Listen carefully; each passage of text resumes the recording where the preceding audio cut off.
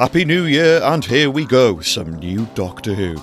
I covered Flux in a certain amount of detail and like to think that I put across the essence of its epic parpness well enough. I'm still holding out the hope that the Chibnall era can end on a high, and I figure that all of its efforts should be now invested in making Jodie's exit the best that it can be. Headlines like this one from the Radio Times saying Doctor Who boss confirms Flux storylines will be addressed in upcoming special irked me on the time of reading because it delivered the sinking feeling that all those weird events in Flux were going to be resolved in the next 3 specials, which I was dead against because questions raised in the Flux should have been answered in Flux. That was the whole point, right?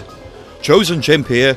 I even prepared an amusing joke about Chris Chibnall phoning me up on Christmas Day and very kindly advising me to finish my Christmas dinner during the Easter holidays. I'm glad I don't have to tell it, because Flux references are present in Eve of the Daleks, but they are fairly reasonable. Love or hate it, Flux was a big event that affected the universe, and here is a small sample of the fallout. That I can deal with because that makes sense. So, as a standalone hootenanny, how does this storage-based romp fare after what Doctor Who gave us in 2021? Let's take a look. New Year's Eve of the Daleks. Oh yeah, by the way, big whopping spoilers of the highest order coming right up. If you haven't watched it and you want to watch it, then don't watch this. Of the Daleks. Elf storage, and supporting character Sarah, ably played by Aisling Showstealer B. Cracking performance, I gotta say, really breathes life into this episode.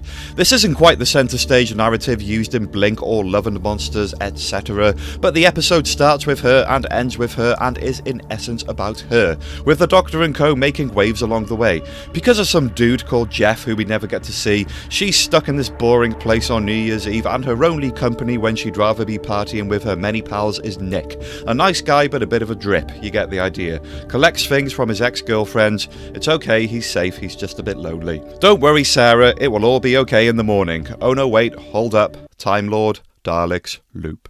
The Doctor is giving the TARDIS a big reset, and I don't mean a factory reset. It will look the same as it did before, but without all the extra doors and flux energy causing problems, so yeah, it's pretty important, I'm sure you'll agree. The Doctor wanted her pals on the sentient beaches of San Mon Rover, and instead they're in a big warehouse in Manchester. No parties, just the anguish of reliving the same death by extermination over and over again. In the Doctor's massively long life, he or she has successfully avoided being ever killed by a Dalek, which is pretty amazing when you think about it. Well, all of that's about to change tonight. Tonight, she dies 8 times. Well, that's me biased straight off the bat. You see, I love the Groundhog Day trope. Thanks, Dan. I could watch it again and again, ironically. Loads of stuff has done it. Run, Lola, run there. But in this instance, there's a twist. Each time every character has been exterminated by these, the most patiently stubborn Daleks ever, a minute is lost in the reset, meaning there is only so many times our heroes die before they reach the last minute to midnight, and then it really is game over. And no, they can't escape, there's barriers. It doesn't go into why these Daleks have these new rapid-fire minigun blasters, but I do really like them. I want one. The Doctor and co need to drum up a plan to escape, with Sarah being markedly quick on the uptake, Diane quick I might add. So much so that she doesn't really need the Doctor help him, but they're all there anyway, so here we go. Boxes. Explosives. Taxidermy. Out-of-date beans and beef. I wonder if that guy's Jeff. Just a theory. Avoiding death by Dalek by running around it slightly fast. I'm not sure how I feel about that. You know, I haven't watched or read any reviews at the time of writing this, so I don't know what the general consensus is, but I do wonder what the internet makes of Dan's claim that the Doctor saved the universe a week ago. A week ago would have been Christmas Eve. I didn't see any trees at the end. You know what, never mind. So there's not a great deal more for me to add to the summary of this story. It's pretty straightforward and enjoyably timey-wimey. The pace quickens with each time loop cycle because there's less time each time, so it creates a nice bit of rhythm across the episode. There's only 5 protagonists, Sarah's mum excluded, and none of them drag their heels. It's an admirable mix, and I for one found myself in pleasant company throughout. Sometimes you get sick of someone and they hang around anyway and it's annoying, but nah, we got a solid roster here. The relationship between Sarah and Nick is good. He's a bit of a stalker, but he's nice, okay. But they fall for each other alongside repeatedly dying, and it's cute. Smart double kill by Nick there. I'm down with that. I like these Daleks too. They are pretty badass. Look at this one blasting the door open. Turns out the resetting TARDIS is causing this time loop, and the Daleks are here to kill the Doctor because of the mass destruction caused to their fleet in the final episode of Flux. And I wish we could all pin that on the Doctor, but like she said, it was actually the Sontarans, and I'm still not happy about that. I suppose the interesting thing I tend to find about the Daleks is that they've always preached a more dispassionate desire to scour the universe than they're actually capable of delivering. Their hatred and viciousness always gets in the way. I mean, they're doing this out of revenge and nothing more. It's kind of petty, you know? I mean, I don't think the Cybermen would waste their time with this. They'd just be concentrating on rebuilding. Sontarans, just stop it. Anyway, talking more of character-driven stuff, Yaz's affections for the Doctor are finally acknowledged. Dan knows she likes the Doctor as more than just a friend, and he has a plan. Force both parties to get a handle on their feelings for each other while the Daleks are killing them and they only have minutes to survive. Good on you, Dan. But nah, serious, he means well. He's getting nothing out of this, but he's doing it anyway because that's the kind of guy that Dan is. What a dude. And I also really like how evasive the Doctor's being about the whole Yaz thing. She's actually being a bit of a prickly pain about it, and I like that characterization.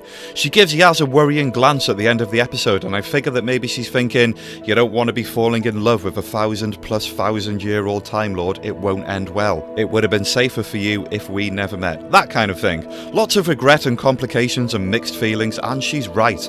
We've all journeyed with the Doctor a lot longer than Yasmin Khan has. We remember Capaldi's Doctor and Riversong embracing before the singing towers of Beryllium, and everything those two characters went through together, and so we know that Yaz's feelings are sweet but painfully naive. I think that's why I like this arc so much. It's destined to end in sadness and disaster, and that's the bittersweet part of Doctor Who storytelling. For me personally, it counters the claim that the Chibnall era is completely devoid of feeling, and I hope it comes to a worthy closure.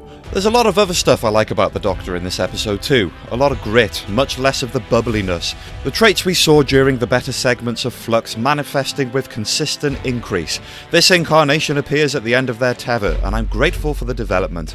In the end, our heroes use beans and roll cages to create a decoy so that in the final loop they hatch their real plan unbeknownst to the Daleks, which consists primarily of fireworks and explosive canisters, and would you look at that building go down. The special effects team really had stuff on their mind that day, flippin' heck. What was in those canisters? Black holes? The TARDIS is back, yay!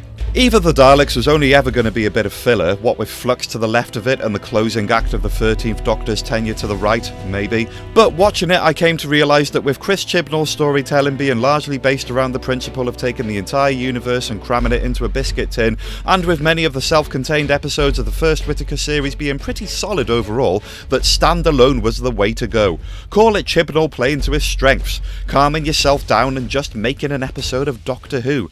I'm not saying it's perfect, but I think there's only so much welly your verdict can deliver on an episode like this. It was good fun, an enjoyable story, a thrilling ride, a tangible, not overcomplicated journey of two supporting characters, and a bit of drama along the way. It doesn't need to be all singing or dancing to be good, does it? And I think this episode proves that. Whether your enjoyment of this was marred by the umbrella narrative of recent other episodes is your shout, but hey, it was what it was, and that's all from me. So anyway, Sea Devils. Of course I'm pumped about that. I love Sea Devils. You know I love Sea Devils. But man, 2 episodes left. Lots to cram in during that time. Hope you pull it off, Chris. Otherwise Russell T Davies might turn up to work with a load of inconvenient bits and bobs left in his car. Huh. What other Doctor Who stuff would you like me to talk about? Sound off in the comments, and don't forget to hit subscribe. Have a good one.